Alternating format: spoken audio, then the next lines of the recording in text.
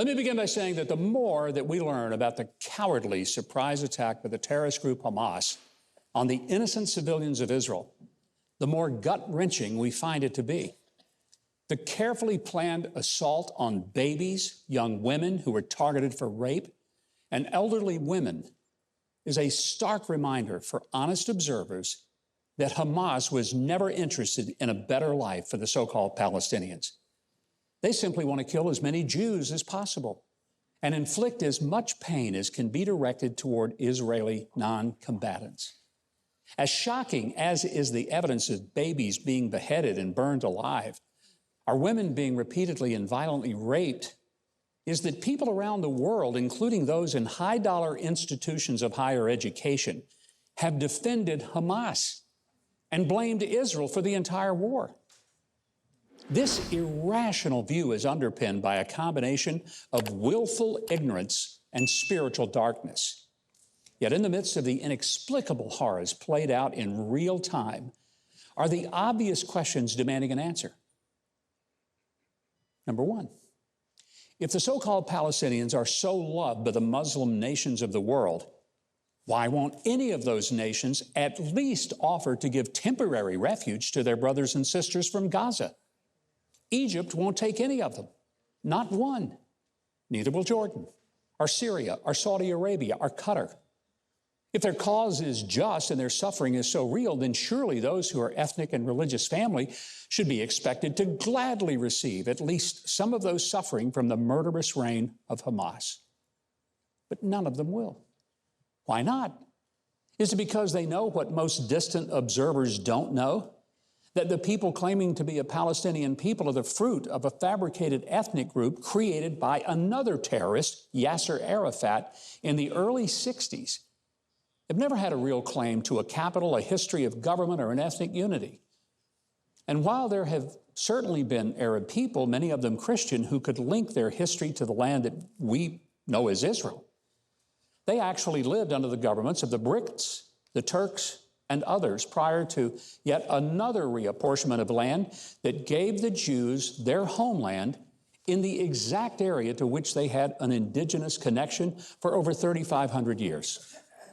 Some of the other Arab Muslim nations don't want to welcome an influx of Palestinian people because they've watched those who lead that movement focus on disruptive terror activities, corrupt government, and no quality of life progress for their people. The second thing, why has the White House been so very protective of Iran and its regime, responsible for funding 93% of Hamas and Hezbollah, and failed to put public pressure on Iran to distance itself from Hamas and push Iran to get the well over 100 hostages freed? Some of those murdered and currently being held hostage are Americans. And shouldn't the Biden administration be issuing ultimatums to Iran instead of trying to get Israel to slow down its purge of the Hamas military? The leaders of Hamas are currently sitting in 5-star hotels in Qatar. They're directing the mayhem from their lap of luxury. Why haven't we demanded that Qatar turn them over to the U.S. for their murder and kidnapping of Americans? Why have we not pressured for at least their expulsion from their hidey holes in Qatar? And number three, why did Hamas act when they did? They didn't unleash this massacre while Donald Trump was president. So what weakness in the current administration did Hamas see? Was it the slipshod manner in which we exited Afghanistan and left behind billions of dollars worth of military equipment? But also we left behind thousands of Americans and allies who desperately wanted to get out, but they were abandoned, left behind.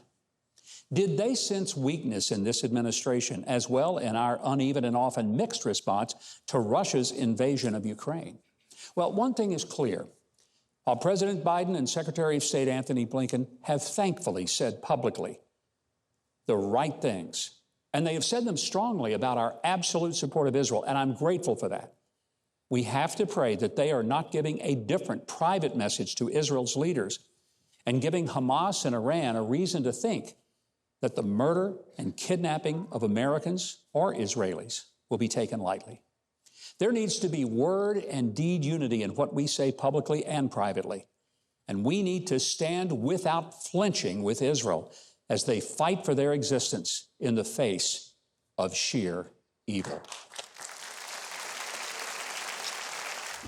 If you haven't subscribed to the channel yet, I hope you will now. The button is just below this video, and there's a little bell next to it. If you click on those, YouTube will reluctantly start letting you know when we've got a new video uploaded.